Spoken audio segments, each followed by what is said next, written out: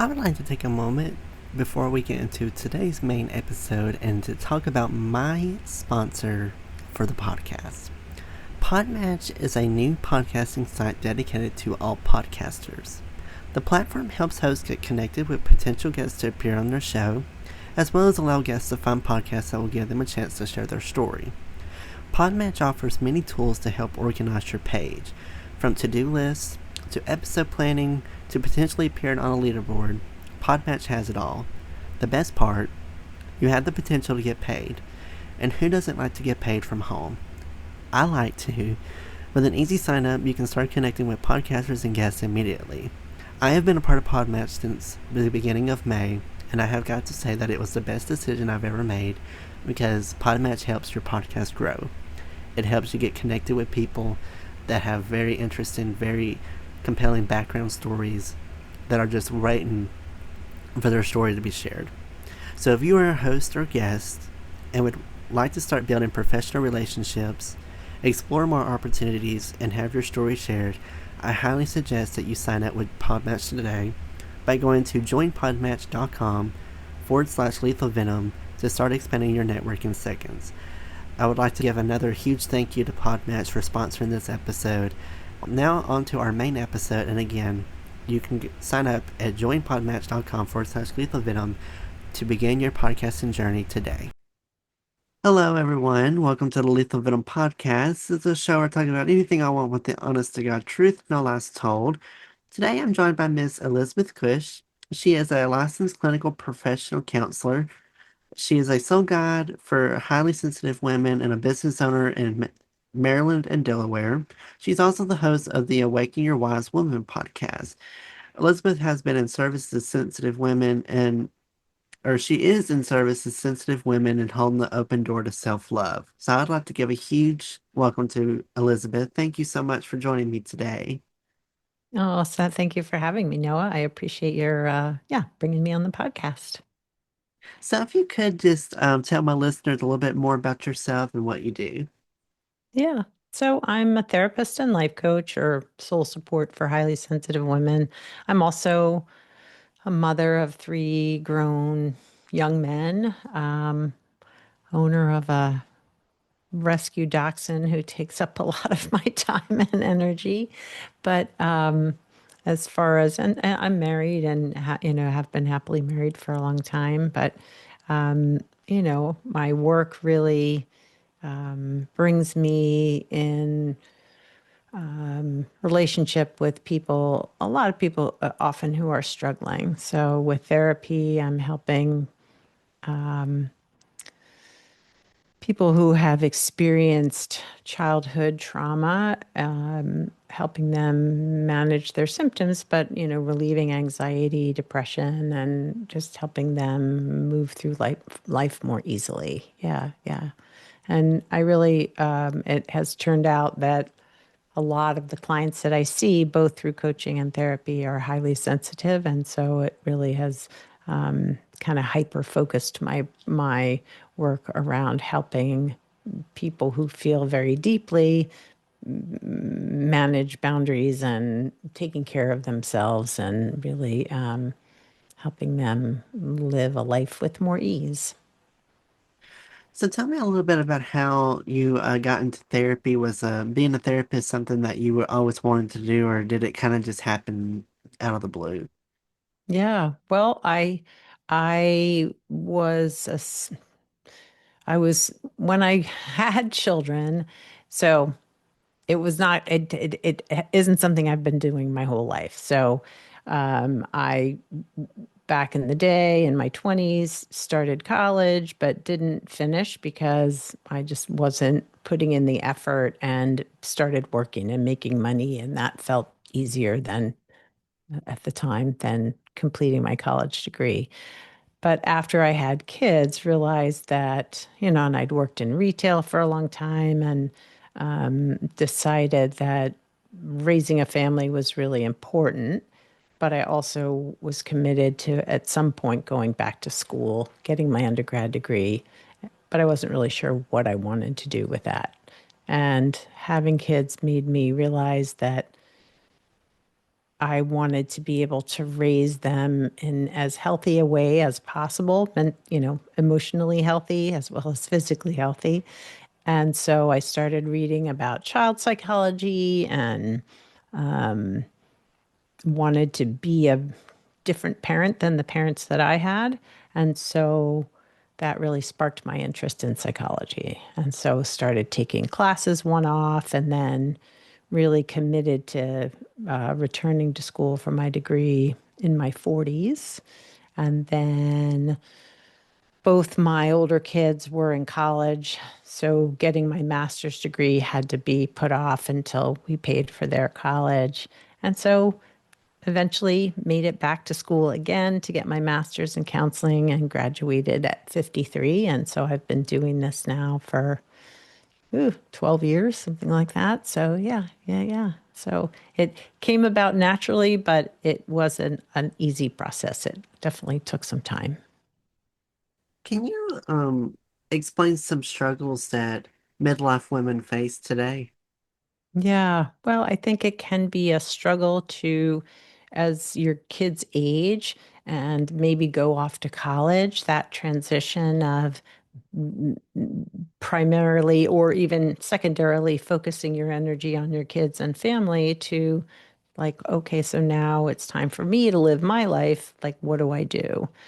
I also have found that often midlife women are reassessing all of their relationships, so friendships, partnerships, and sometimes that can lead to some difficult transitions if friendships don't feel in alignment anymore, or your partnership, with your husband or wife doesn't feel like you're aligned. That can be a tough thing to go through. So often I find people looking for therapy around those transitions in their life. Yeah, but hormones can play a huge role in all of that. So it's like helping the client figure out what direction they want to go in next, I guess, in many ways. Can you explain what the definition of what high sensitivity is? Sure, I will do my best.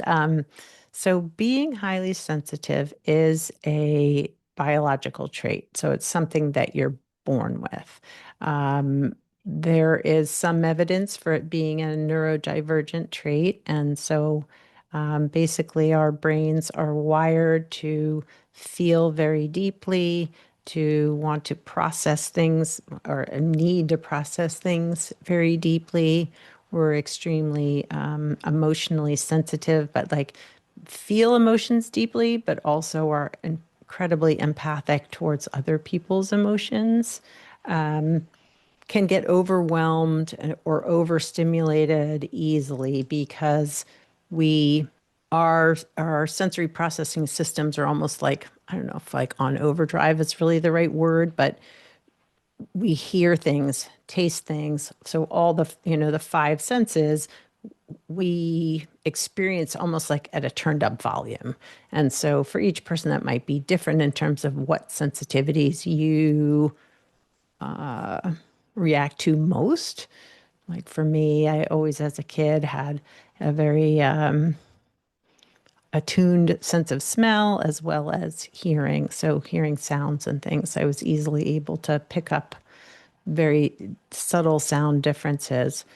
But it can be hard on a kid when you're feeling all these sensory things very deeply and not really knowing how to manage your own system to take care of yourself so that you can reset and recharge. And if your parents don't really understand it, often many highly sensitive people have heard, like, oh, you're too sensitive. You need to get over that. You need to move on, or you need to stop feeling so much. When really, they can't help it, right? It's just who they are. And yeah, so it's been enlightening for me to learn about it, but also helpful for me to better understand myself and my clients, learning more about the trait of high sensitivity. What is self-compassion and what is it that about it that we needed? Yeah, boy, that's a big question. So, I think we're often geared to be hard on ourselves. Like our culture is very much into like tough love as far as, that being motivation, right? The harsh coach or the harsh boss or even harsh parenting. But research has found that the sort of tough love, harsh sort of punishment model of motivation really doesn't motivate. It defeats us, it makes us feel less than. So, if we can use self compassion, so instead of beating ourselves up, meeting ourselves with compassion, maybe when we don't always, if we've made a mistake or if we have said something that we maybe thought was unkind and we didn't really mean to, instead of sort of turning the punishment back on ourselves for not being perfect, we can meet ourselves in a way with more kindness and compassion to say, like, well, maybe I didn't do it right this time, but I'm working on being kinder next time around. So it's composed of three characteristics. So it's being mindful, so being aware of how you talk to yourself. It is meeting yourself with kindness, but it's also recognizing that we all struggle, that there are no perfect humans, right? Because we are human. And so everybody struggles with something at some point in their life. So if we can remind ourselves that we're not alone in the struggle, and can we meet ourselves there with kindness, with care, with compassion, that's what can create change or even help us feel more compassion to others who are struggling too. Do some people find self-care selfish in a way, since it's tend to doing stuff for ourselves that we technically don't really need, like doing shopping, because some people go on shopping sprees. Do some people see self-care as selfish and as a unnecessary necessity? For sure. I think that sometimes self care, the way it's presented, is like, yeah, if you can just only think about yourself, whether it's a shopping spree or trying to think what other things, going to get a massage or something like that, like that you're not thinking of others or you're spending money in a way that you don't need to. But how my how I see self care is that it's taking care of the smaller needs, like the things that really help sustain us, keep us healthy, help us be have more energy. So, like getting a good night's sleep, making sure you're eating healthy, whatever that means for you, making sure you're hydrating, when you're going to the bathroom when you need to, like those sort of more routine offerings of self care really can help us approach the world from a more energetically balanced framework, right? But if we're depleted and always giving to others without giving to ourselves, then we end up irritable, resenting, people asking us to do things. It can lead to an imbalance in how we are approaching the world. So, it doesn't, self care to me doesn't mean that we're not still taking care of other people. It just means we're not putting everyone else's needs ahead of our own, if that makes sense. How do you build a loving relationship with yourself? Mm, yeah, well, I think it takes practice because I'm not sure that's really modeled super well out in our culture, but I think a self-compassion practice helps. I think self-care helps. I think it's about if you imagine how you respond or show up for a good friend, it's then flipping that so you're offering those same kindnesses and grace and care to yourself that you would offer so easily to others. That, to build sort of a, a sense of self that we feel at home and that we care about our own needs, like those to me are acts of self love. And it doesn't mean that we are, you know, ignoring the people in our lives or loving ourselves more than anybody else, but it does mean that it matters how we treat ourselves, that, it matters that we take the time to care for us. From your experience in, as being a therapist, can you share some stories of some clients that you've had that have had really good success stories after going to therapy and have had um, a very successful, livable life? Hmm.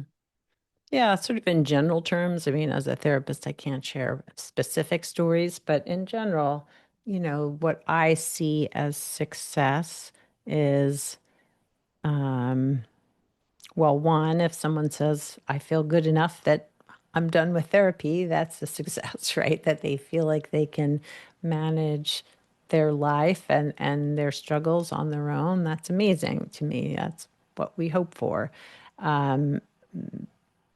Within the therapeutic process, to me, being able to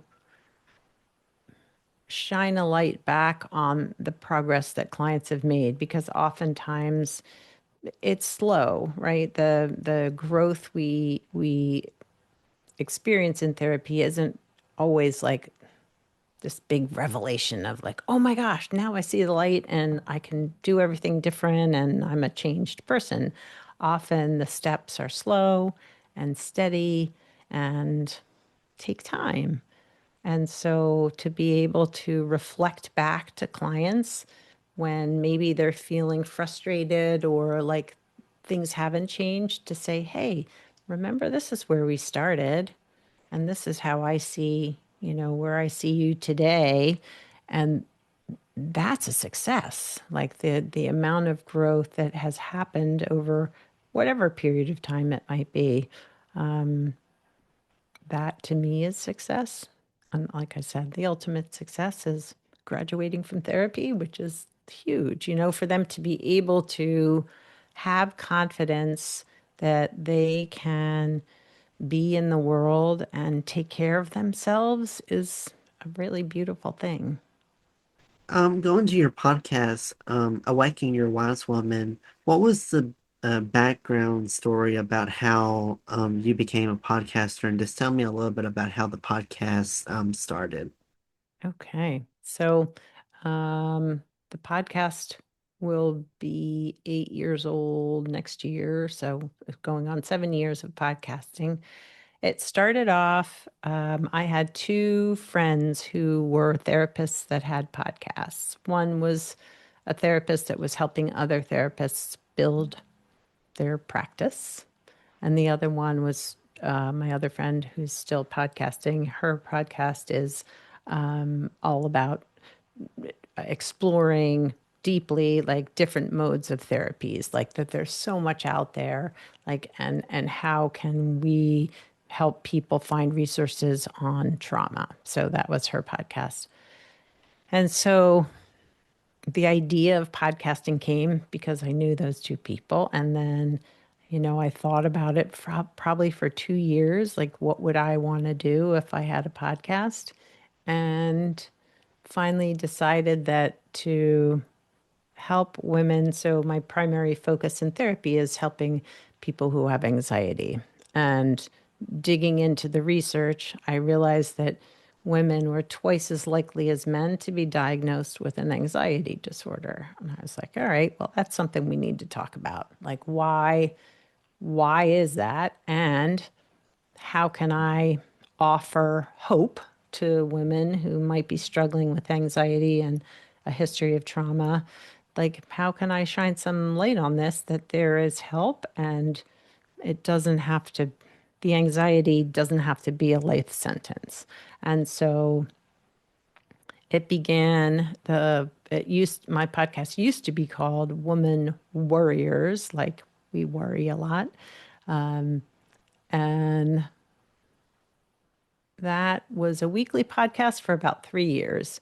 And then realizing as I was shifting my focus with clients and in my own growth, I realized that I wanted to talk to women who had maybe gone through some life struggles and came out on the other side. And so I really wanted to focus on like ways they came about and through healing. So alternative methods as well as different therapies. And so then that was the Awaken Your Wise Woman podcast concept. I went from doing weekly episodes to now I have seasons and I release every other week because as you probably know, podcasting takes up a lot of time and energy and financial resources potentially. So it just felt easier in order to sustain it, to kind of back off how often I was interviewing and releasing episodes. So right now it's on the summer hiatus, but new episodes will be coming this fall. And yeah, just gearing up to start interviewing again. But it's really been a great resource for me to talk to people all around the world and have amazingly interesting conversations about healing and growth and yeah, what's possible. For people that find it that are new listeners and it's your first time listening, what's one key point that you would like people to take away from your podcast and um what what goals do you have for the podcast in the future? Hmm. So I think the key point I hold near and dear to my heart is that healing is possible for anyone at any time in their life. And I think often people will feel as if, I'm too old to heal or my wounds are too deep to ever be fully healed. And I believe that it can happen. I believe you can heal. So that's a big message. I think change is possible at any age. So midlife doesn't mean your life is over. There is potential to do things differently even in midlife. So that's another message. And for the future of the podcast, I'm really focusing more intensely, I guess is the right word, on being highly sensitive, what it means, how to resource yourself, interviewing guests who work with highly sensitive women, who are highly sensitive women, or who support highly sensitive women. So that's the focus going forward. I began that last season and I'm going to continue that into the seasons to come. How can for someone that's listening that might be having difficulties loving themselves and loving parts of themselves, what is one thing that they can do to start building that loving relationship with the parts of themselves that they don't really like? Mm. So I think awareness is really the first step. It's like when we become more aware of how we're speaking to ourselves or aware of those parts that we really don't like or want to push away or shut down, right? It's like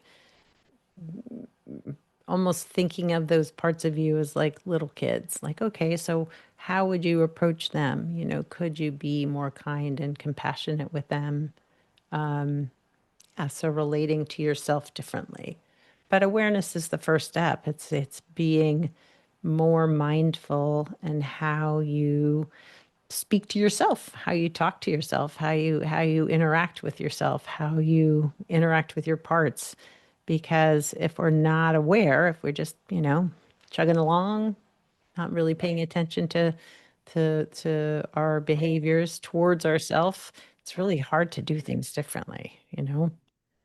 Yeah. And to know that it's a practice, right? That it doesn't just flip overnight. It's not just a thing that's going to all of a sudden you're going to wake up tomorrow and be like, love myself and all my parts, right? It's gonna take some time and practice and yeah, yeah, effort.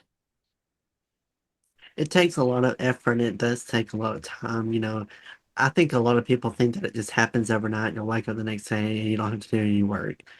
But actually, it's a lot of hard work and it's a lot of um keeping it up too. You know, once you Yeah, get into that mood of, oh, I finally love myself, I don't have to keep doing it. You have to kind of keep doing it, or you're going to start falling back into where you were before. And so I think it's really important for people that are don't love themselves to really spend time. And that's why I think self-care is important. And it's one thing that some people might think it's selfish. I don't think it is, because sometimes it's, if you're having trouble loving yourself, sometimes doing the self-care and doing stuff that you like is the form and the way that people, and the main way that people find themselves and help um love themselves more is with self-care. yeah, I agree. I agree. Well, and you have to know yourself, right? To know what you Right. need and yeah, that process of listening to yourself and really uh attending to whatever it is you need is really important. Yeah. Yeah. Who have been some huge inspirations to you on this journey as being a therapist and a podcaster? Oh man. Um, I think as a therapist, a few of the biggest influences. One, Kristen Neff, who has done research, but also really promotes and teaches self-compassion as a practice. Her website, selfcompassion.org, so many great resources. I can remember doing some trainings and actually going to an experiential retreat with her and Chris Germer around self compassion, and it was amazing and taught me a lot. As I have practiced more and more therapy, the founder of the specific type of therapy is called internal family systems. And it's all about really relating with your parts in a kind, compassionate way. So even those parts that you don't like or that we're taught not to like. Richard Schwartz is the founder or sort of yeah, he kind of came up with the concept and the model of internal family systems, and it's really resonated with me. And I've done a lot of training in it, and it really influences how I work with clients, even if they may not be familiar with parts work or doing parts work. It helps me see them in a compassionate way, that all of their parts are trying really hard to do the right thing. They have good intentions, but sometimes they've been forced into more extreme roles, like for people who struggle with substance use or people who have suicidal parts. Like those parts are trying to help those people, help the person who's struggling. It's just they've been locked into these very extreme roles because of stuff that's happened to the client over the years or the person over the years. And so, if we can heal the wounds that these protective parts really try to uh, protect us from those feelings, like if we can work with all those parts with kindness and compassion, it can create healing on a much deeper level. So, yeah, so I would say both those things have been big influences. As far as podcasting, um, just how many independent podcasters are out there doing this when for so many of us, there's very little financial return that these are often coming from passion and really a desire to help. And I think that's amazing. That really, or entertain. I think it's a really cool platform yeah, for everybody out there who's doing it. For people that want to kind of want to grow up and be a therapist, what advice do you have for upcoming students that are studying to be a therapist, what advice would you give them on how to be um a great therapist and have a successful career being a therapist? Hmm. Well, I think one is be in therapy yourself because it really helps you know yourself, which then helps you know your clients. It also helps you because being a therapist, often we are working with people who maybe have experienced similar things to us in our life. A lot of healers are trauma survivors or wounded healers, and so therapy can help us take care of ourselves while we take care of clients. My other piece of advice is just knowing that it's hard work. I mean, depending on how you approach the work, if you're deciding to take insurance or you're not, there's a lot right now. There are a lot of platforms out there that offer really, I'm going to say cheap or inexpensive therapies.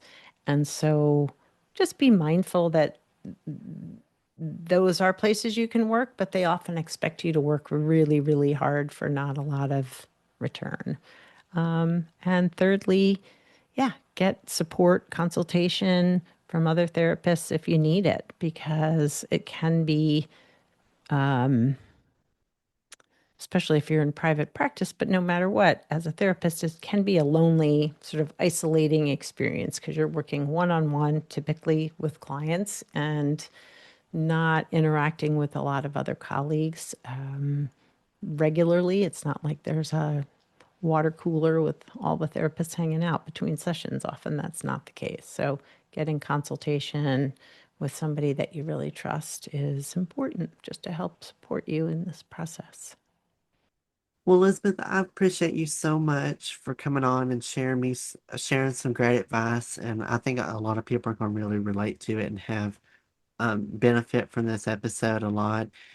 If people would like to maybe learn more about your story and would like to check your podcast out for more episodes about what they may be going through, feel free to promote like where people can listen to your podcast and social media and website, whatever you have, where people can find you and check more of you out.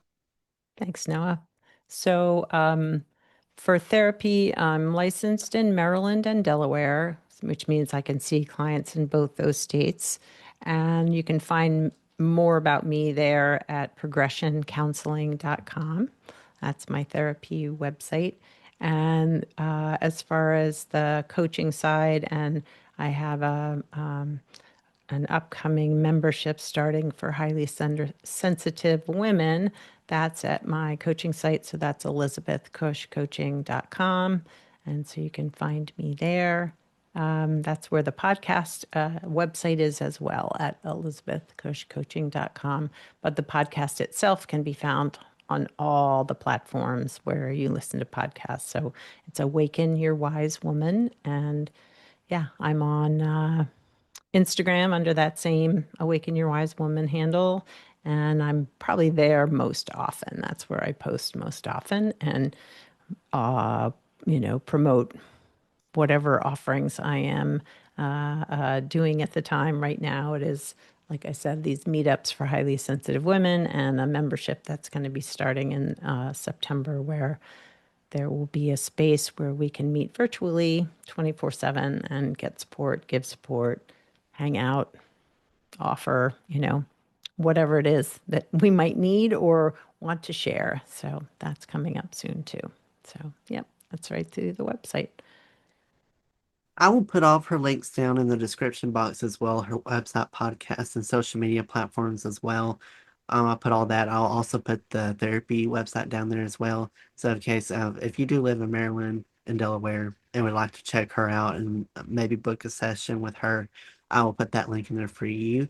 Other than that, for me, if you would like to follow me on social media, Instagram and TikTok, it's Lethal Venom Podcast on those two sites, Facebook, Twitter, and YouTube. It's Noah's Podcast. It's on there. I just post teasers for upcoming episodes as well as some additional um, news announcements as well as behind the scenes stuff and just some things related to the podcast that you can more than welcome to check out and follow on there. And also follow the podcast wherever you get your podcast from. I'm on all the major platforms: Spotify, Apple, Amazon, iHeartRadio, YouTube, Pandora. It's really everywhere where you get podcasts. Feel free to follow the show on there to get updates of when new episodes are are going to be released. And as always, thank you to all my listeners for tuning in, paying attention. And again, a huge thank you to Elizabeth for joining me today and sharing her story. Um, I hope all my listeners have a great rest of your day. Y'all stay safe, and I'll catch you on the next episode of Lethal Venom.